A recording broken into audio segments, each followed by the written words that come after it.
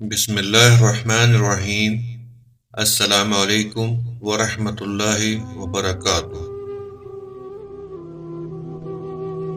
ہم بیٹی کی نسبت سے داماد کو بیٹا مان لیتے ہیں، لیکن بیٹے کی نسبت سے بہو کو بیٹی نہیں مانتے۔ ٹیٹس لگانے سے معافی نہیں ملتی۔ جس سے حق چھینا ہو اس کا حق واپس کر دو، خالق بھی راضی اور مخلوق بھی۔ بہت شدید خواہش اور خلوص سے مانگنے کے بعد بھی اگر آپ محروم رہ جائیں تو اس محرومی کو اپنی ذات پہ بوجھ اور دل کا روگ مت بنائیں، اور یہ بات یاد رکھیں کہ وہ اللہ جانتا ہے کہ آپ کے لیے بہتر کیا ہے اور کیا نہیں۔ یاد رکھیں، جو شخص آپ کے حق میں کھڑا نہیں ہو سکتا تو پھر وہ آپ کو اپنا نام بھی نہیں دے سکتا۔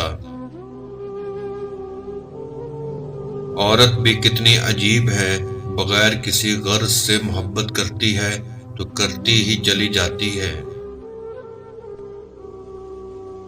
جب کسی کا دل بھر جائے نا، پھر یہ بات معنی نہیں رکھتی کہ آپ کی غلطی کیا ہے، آپ کو کس گناہ کی سزا مل رہی ہے۔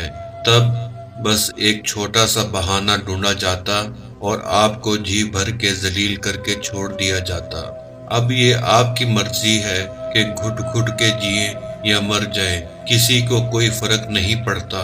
پھر وہاں سسکیاں اور صفائیاں بھی کام نہیں آتی۔